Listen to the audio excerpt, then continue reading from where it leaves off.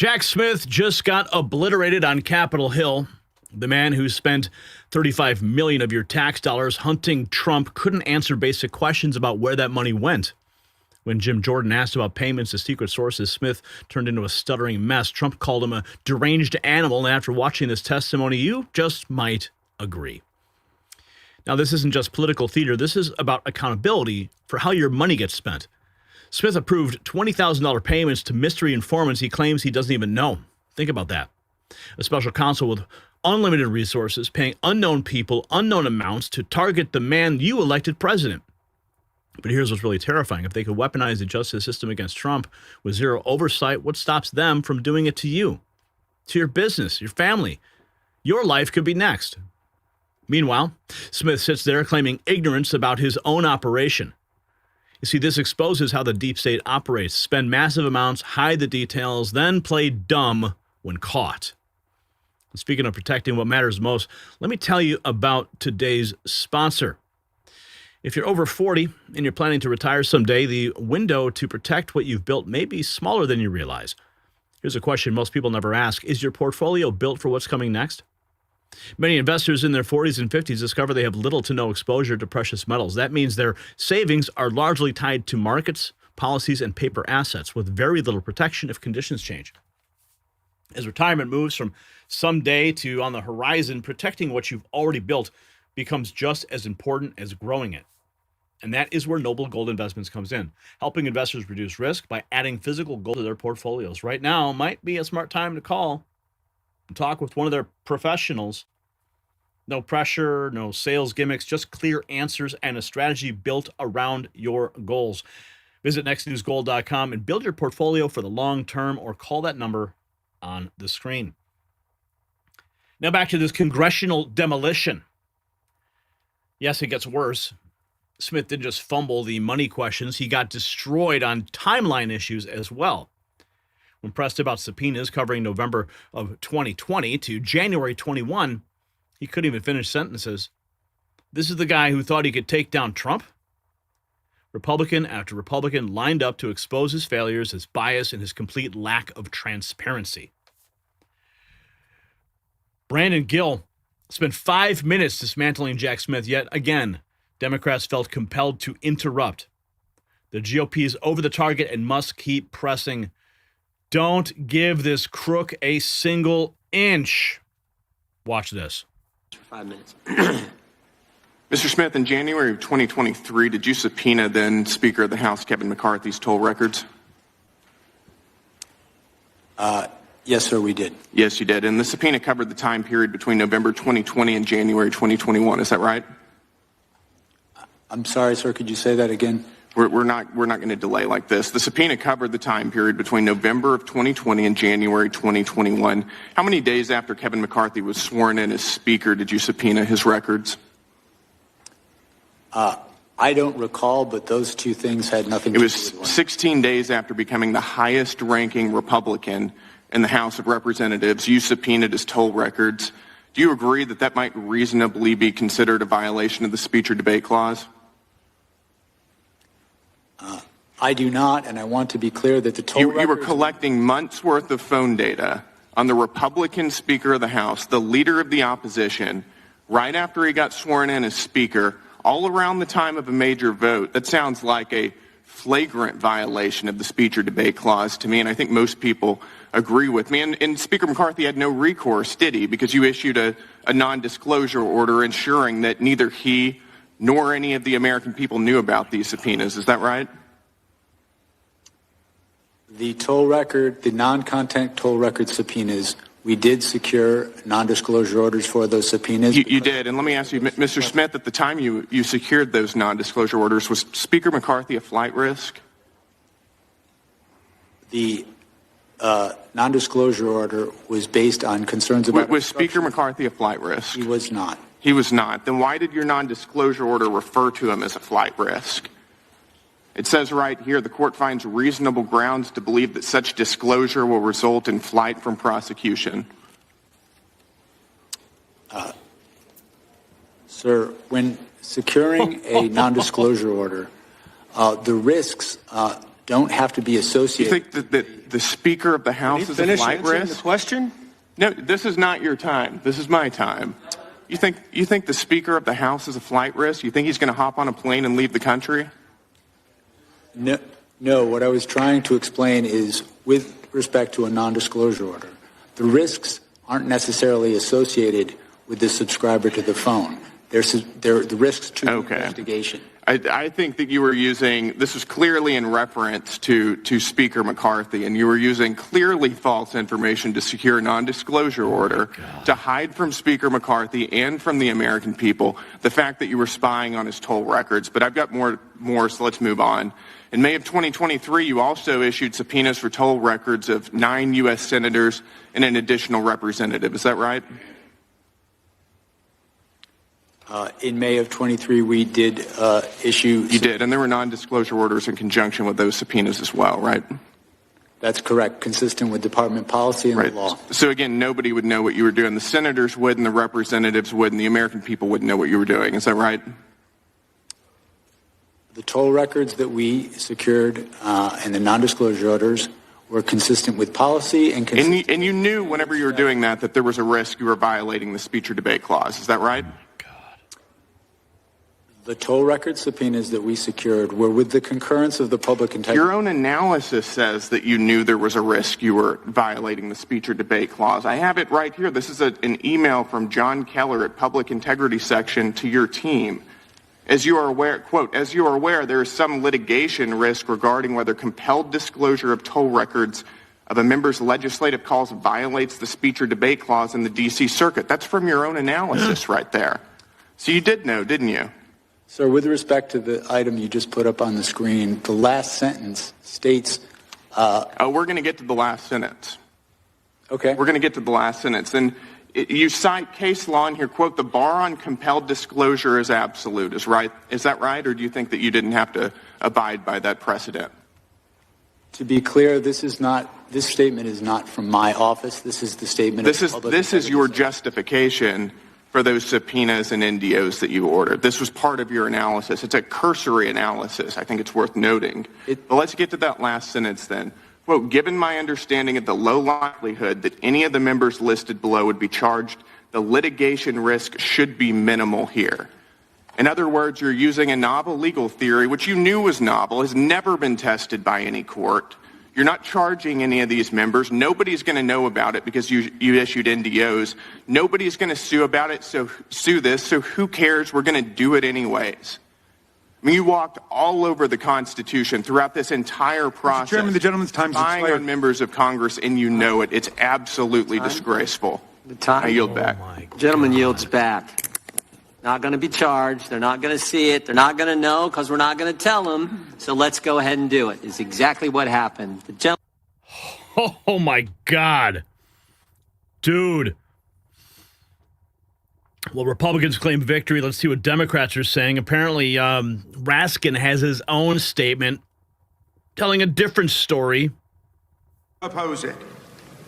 Now, Mr. Smith, you're one of America's great prosecutors.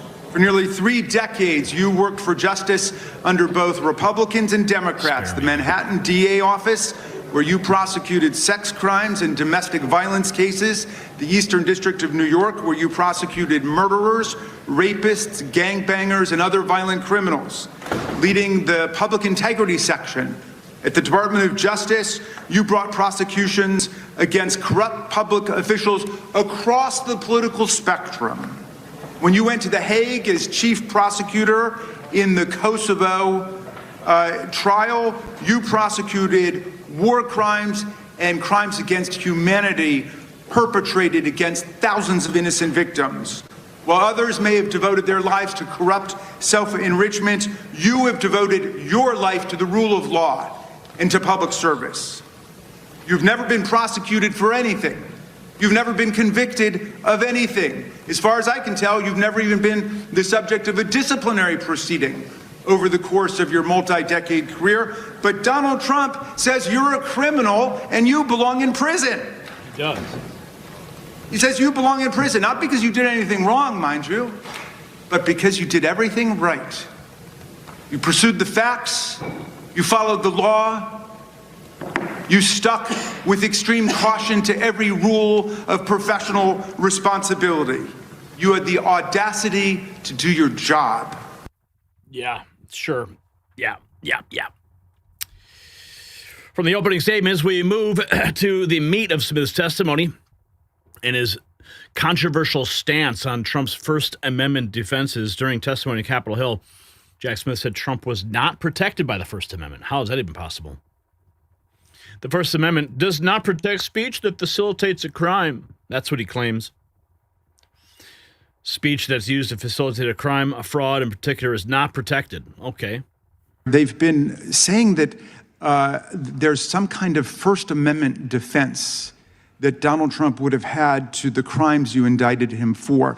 Is there a valid First Amendment defense to defrauding the public? Is there a valid First Amendment defense to disrupting a federal proceeding? Is there a valid First Amendment defense to violating the voting rights of the people and cheating the public out of a fair election? The First Amendment is something we took seriously in our investigation, but the First Amendment does not protect speech that facilitates a crime. Speech that is used to facilitate a crime, a fraud crime in particular, is not protected under the First Amendment. The Supreme Court precedent on that is clear. This is an issue that we litigated before the district court, and the district court ruled, as I just stated, that it is not in fact protected. And the case law is perfectly clear on this, right? All frauds are perpetrated by speech, right? Yes. All conspiracies are perpetrated by speech. So just because your criminal conduct is brigaded with speech doesn't somehow mean you've got a First Amendment defense against trying to overthrow the government. I mean, the people who attacked the police officers on January 6th were chanting, "Hang Mike Pence." I suppose that was political speech, or they were saying, "Stop the steal." Does that mean they've got a First Amendment defense to violent assault against the officers? It does not. Of course. Invoke January 6th at every opportunity. Smith doubles down on his prosecution decisions, but Republicans aren't buying it. Watch how Chairman Jordan responds to these claims. Special Counsel Jack Smith, "I stand by my decisions." I made my decisions without regard to President Trump's political association, activities, beliefs, or candidacy in the 2024 election. President Trump was charged because the evidence established that he willfully broke the law, the very laws he took an oath to uphold. Grand juries in 2 separate districts reached this conclusion based on his actions, as alleged in the indictments they returned. Rather than accept his defeat in the 2020 election, President Trump engaged in a criminal scheme to overturn the results and prevent the lawful transfer of power. After leaving office in January of 21, President Trump illegally kept classified documents at his Mar-a-Lago social club and repeatedly tried to obstruct justice to conceal his continued retention of those documents. Highly sensitive national security information was held in a ballroom and a bathroom.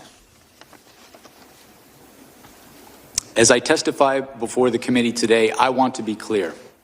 I stand by my decisions as special counsel, including the decision to bring charges against President Trump.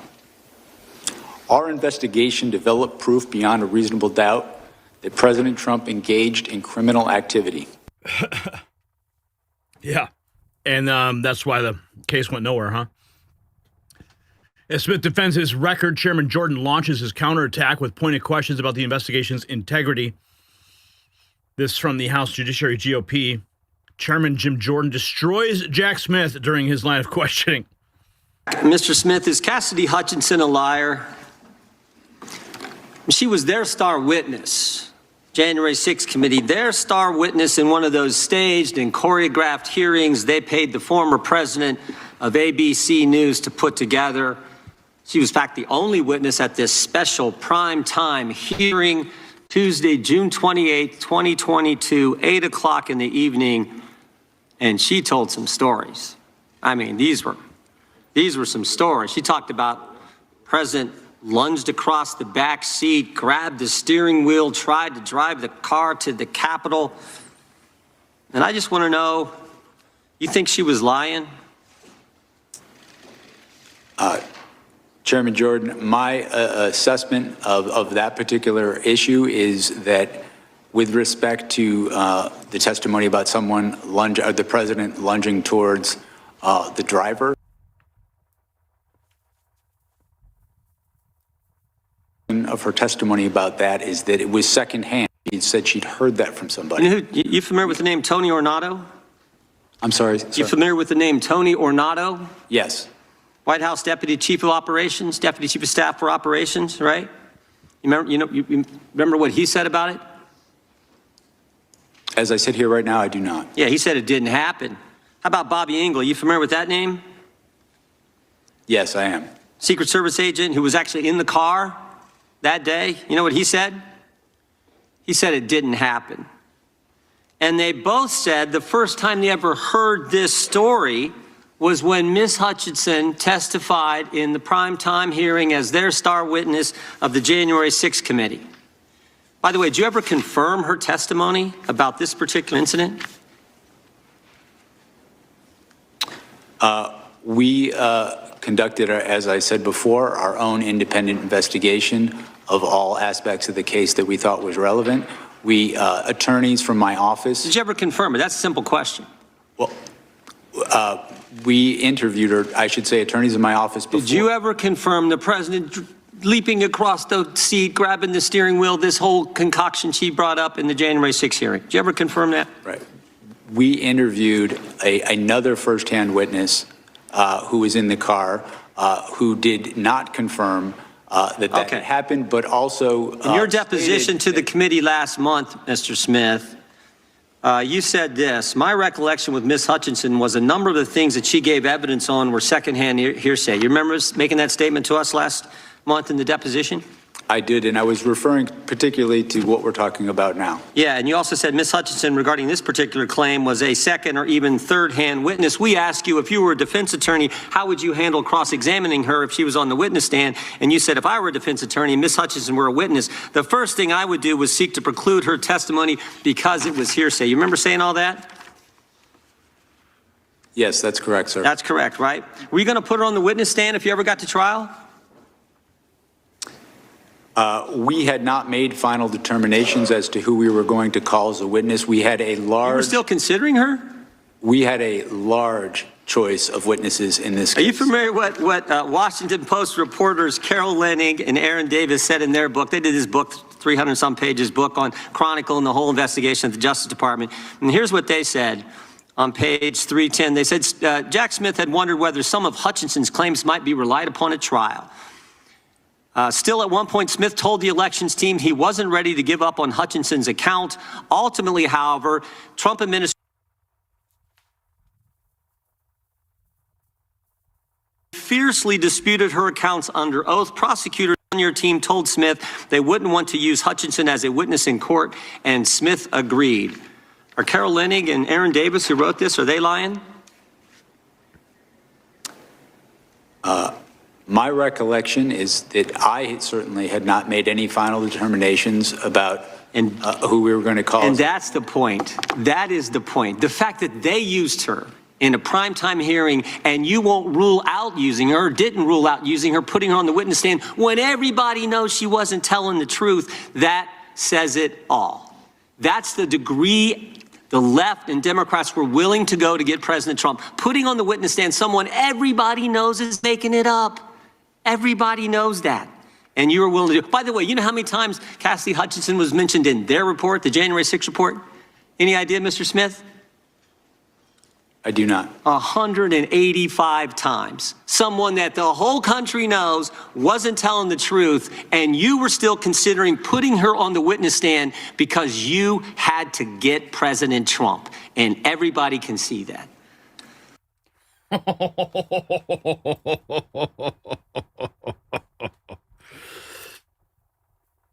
While the hearing heats up inside, Trump himself weighs in from outside. His reaction is explosive and personal. Department of Justice, like deranged Jack Smith, is a sick son of a bitch. They gave me the worst of the worst. And here I am. How did that happen? How did that happen?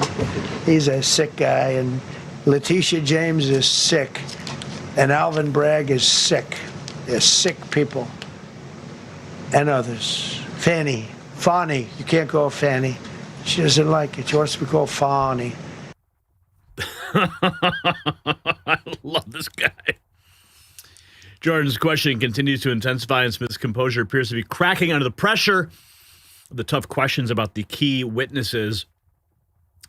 Jack Smith really doesn't like questions about Cassidy Hutchinson. Jim Jordan is exposing Smith's confidence as a charade. You and Mr. Chairman, I yield back to you. Gentleman yields back. Mr. Smith, is Cassidy Hutchinson I alive? just played that. The legal scrutiny deepens as another Republican exposes what they claim are Smith's procedural violations and abuse of authority. Chip Roy, exposing special counsel Jack Smith, continued signing materials as federal prosecutor despite being deemed inappropriate by a federal judge. He's a criminal. He was abusing his authority.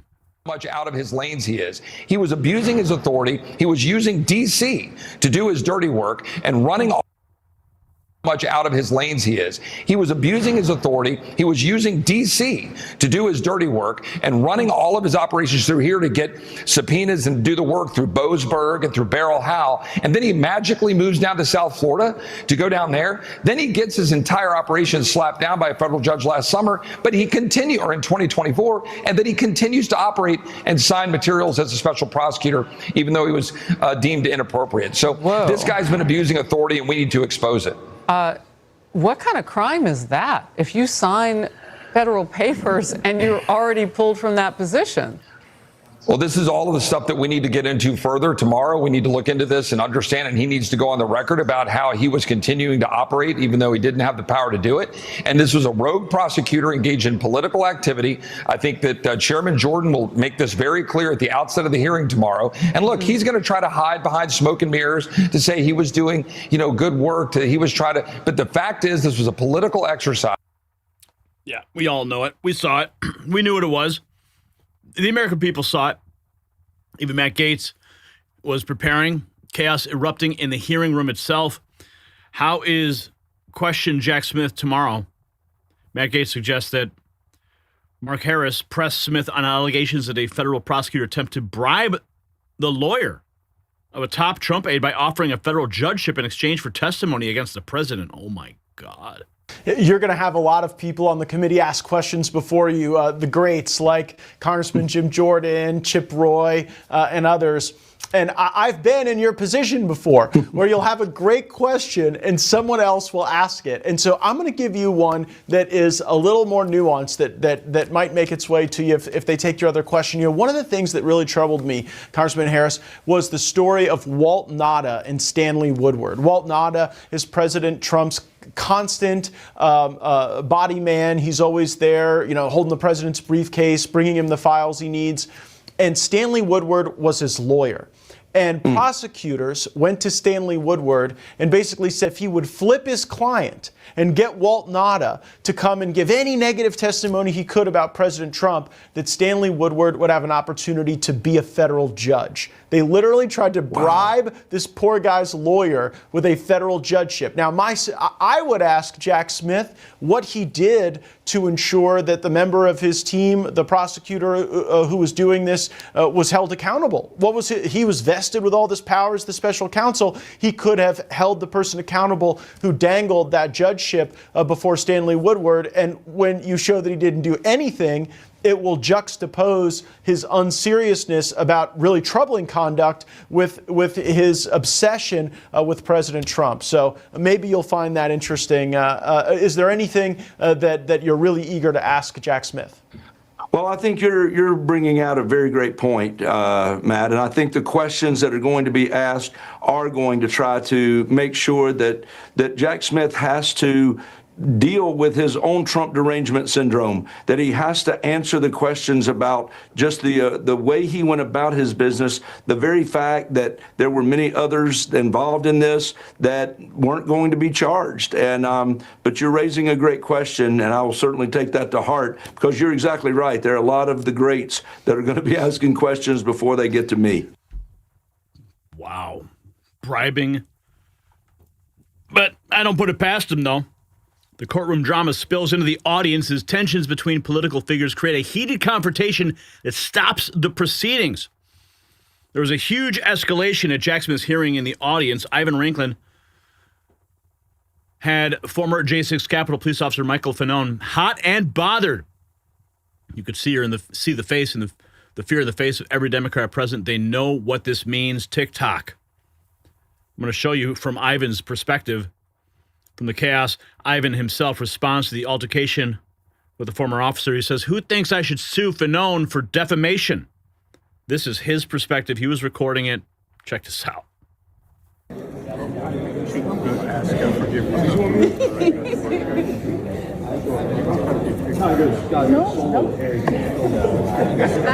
Hey, Michael. Hey, what's up, buddy? Ivan Ranklin. Fuck yourself. Why do you have to swear at me? What's that? Why do you have to swear at me? Oh, dude, don't pretend like we're not mortal enemies. Go fuck yourself. Well, why do you have to lose your cool like that? I'm not losing my cool. I've been always professional with you. I'm not losing my cool. Every single time I communicate with you, I am always professional with you. Well, and it requires other people to contain your Tourette's syndrome. Okay? I'm not going to get from it. You've threatened my family and you've threatened my life. Have You're a traitor to this fucking country. Why are you so spasmodic? Am I spasmodic? Absolutely. Look behind you. Do something. Why should I? I'm communicating with you and trying to calm you down. Right? Look at your face. You can't even control yourself. You can't even be a man. Trust me, I'm using a lot of. You see how many people are constraining you? Come get me. Look at me. Total control over my mind and body. Total control over my mind and body, and I'm totally dominating you right now. Sir. Totally dominating. Sir, let's step aside. I'm not. This guy is threatened my family, threatened my children, threatened to rape my children. Oh, really? Rape my children, you sick bastard. Look at him. Rape my children. More people need to contain him because I'm completely calm, sir. Always calm. Listen.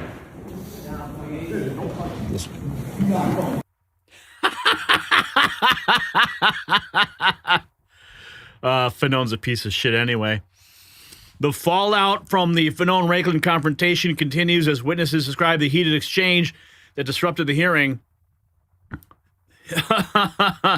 Chaos erupts during Jack Smith's hearing as former J6 police officer Michael Fanone goes off on Ivan Ranklin and the altercation breaks out. Things are getting tense. Fanone ended up leaving. Here's another angle from C-SPAN.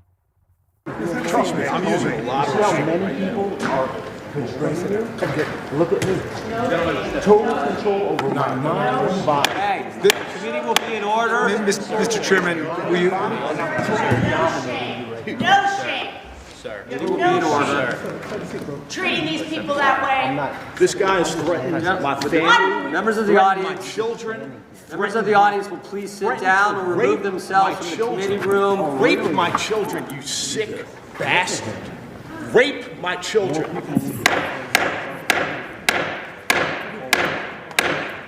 Sit down, please.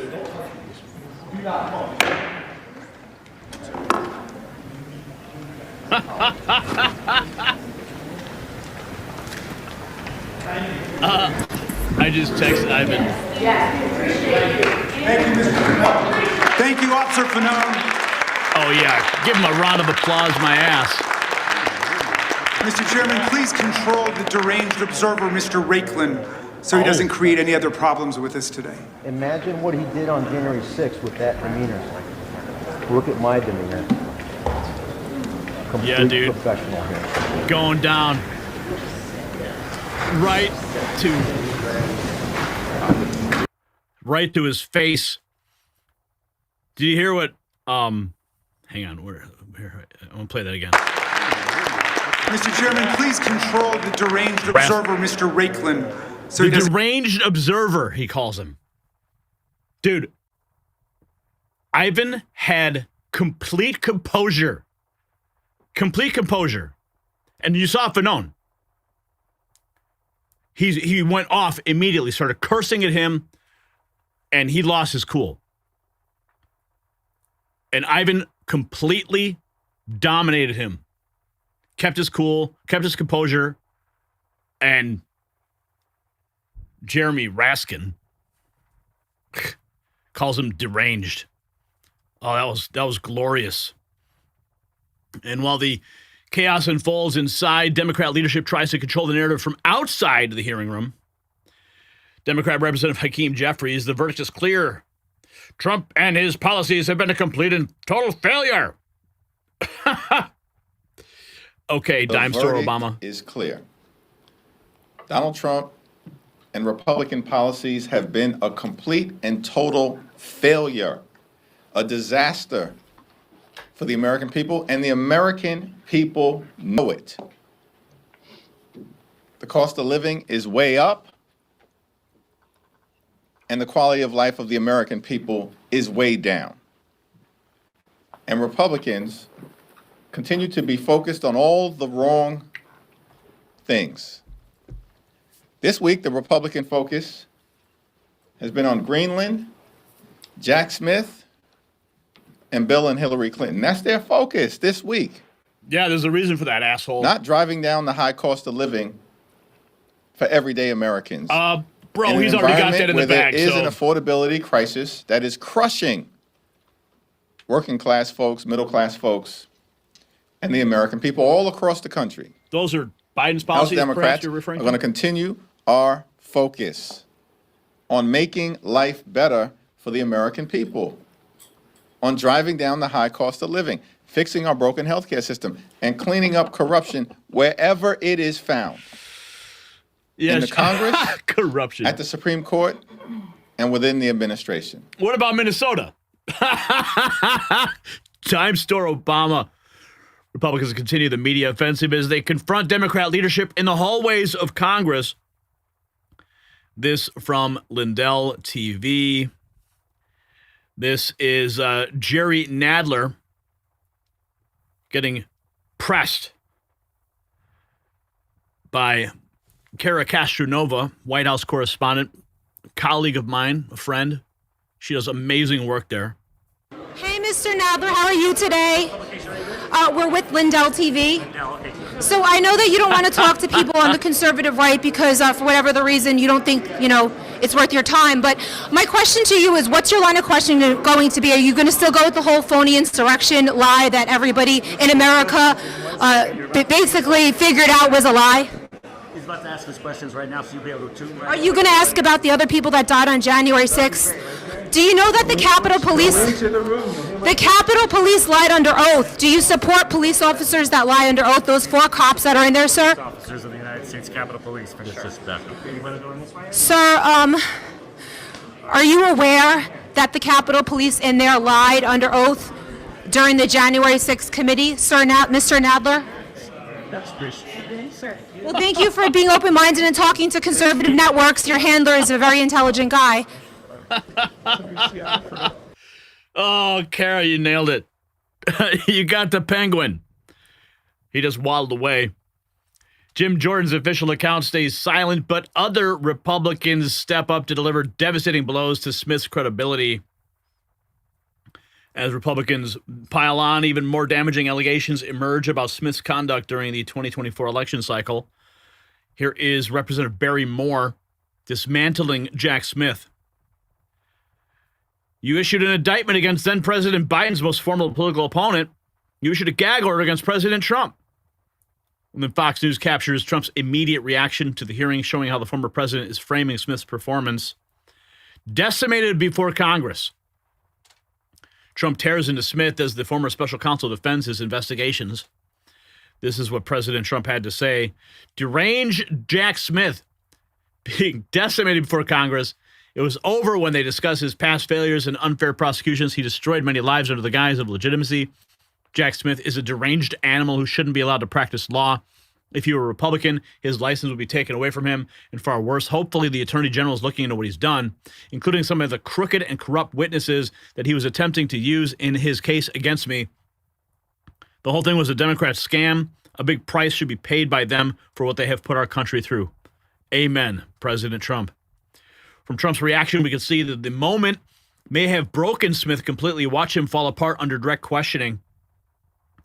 Benny Johnson posts, if you watch one moment from Jack Smith's testimony in Congress today, watch him get reduced to a stuttering, stammering mess when confronted with his own lies.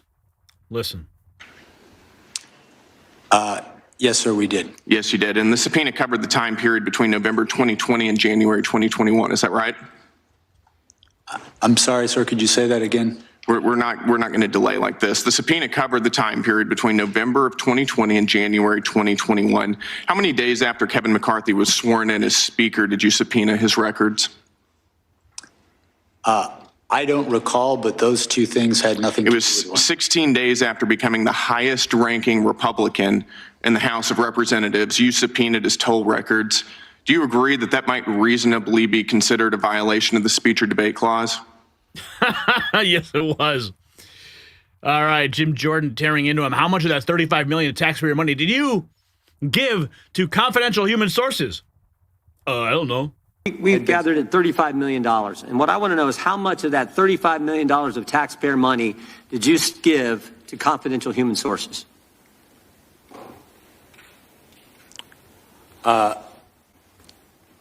We know you gave $20,000 to someone. It just got reported last week. How much more money did you pay confidential people we don't know about, with American tax money going after the guy we elected president? My recollection regards the $20,000, which was not a payment from me. It was me approving a payment by the FBI to a confidential human source who was reviewing video and photographic. Who's the source? I do not know the identity of the source. How many other payments went to this source or other sources? As I sit here, I do not know the answer to that question. My role as special counsel, $35 million, and you're giving money to people the country doesn't know who they are, and you're giving their hard-earned money to these folks? The main question I have, too, with this is, why'd you have to do it? You subpoenaed bank records from the RNC, phone records from members of Congress. You got subpoenas for bank records for people sitting right there on the front row. Why did you have to pay people for information when you could subpoena them and get it? Time has expired. Time has expired. You can answer the question, though. Country'd like to know why you had to do it. My recollection and understanding is the payment, the $20,000 that I approved, was for a confidential human source to assist in the review of video and photographic evidence showing people who were attacking the Capitol, attacking police officers, obstructing the proceeding, and seeing if we could prove that some of those people had come directly. That wasn't my question, but my time has expired. The gentleman. And I just got this in from Kara. She literally just sent this to me. I sent her a picture of her clip being played, and I'm going to let her know we just brought it into the system here. So let me just bring this up, and I'm going to send it to her. Okay, so let's get this. So the whole thing, you saw the confrontation inside the hearing room with Fanone. Apparently, Kara also got him outside as he was leaving. So I haven't seen this yet. She literally just sent this to me moments ago. It's on your screen right now. Take a look. This is it. Holy smokes. Unhinged J6 cop triggered by female reporter. J6 officer Michael Fanone exploded at our reporter Kara Castronova when asked about turning off his own police body camera on J6. Is it true you turned off your body cam? Oh boy, here we go. Here we go. Here we go. Officer Fanone, how are you today? Oh, I'm great. What happened in there? What are you talking about? That confrontation. Jack Smith testified about how he had proof beyond reasonable doubt that Donald Trump incited, orchestrated, and funded the insurrection at the Capitol on January 6, 2021. It seemed like there was a fight in there. No, there was no fight. Is it true, Officer Fanone, that you turned off your own body camera on January 6th? No. I saw your body cam. You turned it off yourself. You were playing dead. I saw your body cam footage. You're a fucking What am I? right-wing conspiracy theorist. I saw you turn off your body cam footage, sir. But thank you for disrespecting me. Psychopath. Oh my God. Wow. Dude. Body cam. You turned it off yourself. You were playing dead. I saw your body cam footage. You're a fucking What am I? right-wing conspiracy theorist. I saw you turn off your body cam footage, sir. But thank you for disrespecting me. Psychopath. Oh my God. Wow. Absolutely insane. That tells you everything you need to know, folks. But here's the moment that says everything. Jim Jordan asked a simple question about taxpayer money, and Jack Smith, the man with unlimited prosecutorial power, had no answer. He approved payments he can't explain to people he doesn't know. That's not justice. That's called a scam. So this hearing proved what we already knew. The Trump prosecutions were never about justice. They were about politics. Smith's own testimony reveals a man who spent millions without accountability, approved secret payments without oversight, and targeted political opponents without shame. The good news is he's done. His case has collapsed, his credibility is destroyed, and now Congress is demanding answers. But the system that allowed this abuse is still there, waiting for the next Jack Smith. Do you think anyone will actually be held accountable for this? This $35 million witch hunt? Let me know in the comments, and while you're there, check out the Next News merch shop. The system controls information. Information control is power. They don't want you to see this. The truth only survives together. They don't want this shared. Share this now. You know out.